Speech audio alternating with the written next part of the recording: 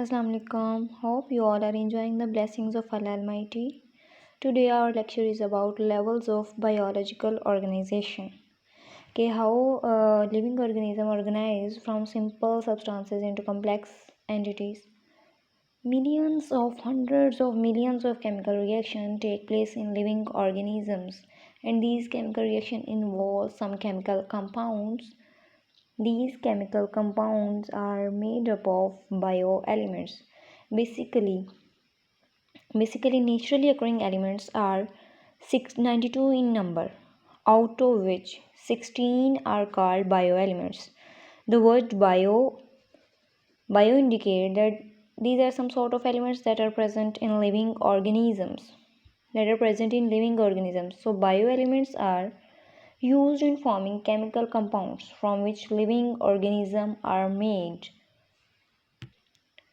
On the basis of their concentration, bioelements are categorized into three major types. Major bioelements that make the maximum mass of the living organism, and they are 6 in number. Oxygen जो है 65% बनाती है, carbon 18%, hydrogen 10%, nitrogen 3%, calcium 2% और phosphorus जो है 1% living organism का मास बनाती है।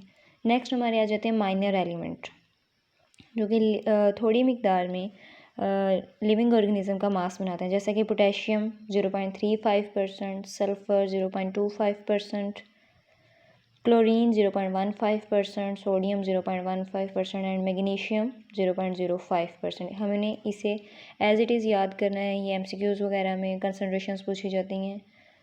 ओके, ट्रेस बायोएलिमेंट जो बिल्कुल ही लिटिल अमाउंट में पाए जाते हैं, उनमें कॉपर, मैंगनीज, जिंक, आयोडीन वगैरह आ जाते हैं और इनको ट्रेस बायोएलिमेंट्स कहा जाता है।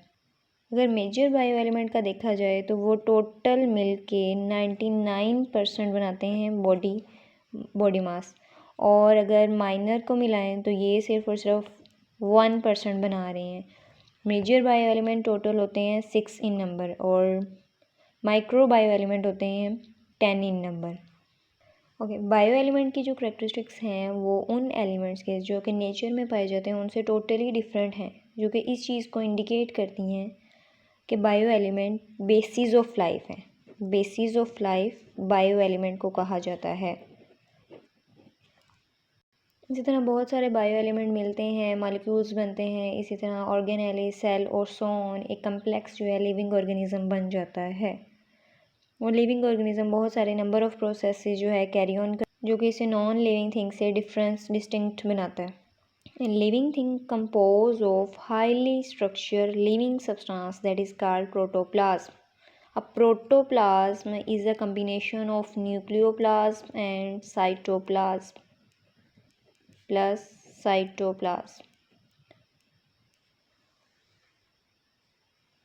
बायोलॉजिस्ट जो हैं वेरियस फेनोमेना जो कि लिविंग ऑर्गेनिज्म में हो रहे हैं उनको स्टडी करने के लिए अपनी कन्वीनियंस के लिए biological levels of biological organisation study करते हैं, from simple subatomic level to organism और बियॉन्ड इट्स कम्युनिटी लेवल और the whole of the biosphere level. Okay, thank you. अगर आपका कोई क्वेश्चन है तो आप कमेंट सेक्शन में पूछ सकते हैं। थैंक यू, अल्लाह हाफिज़।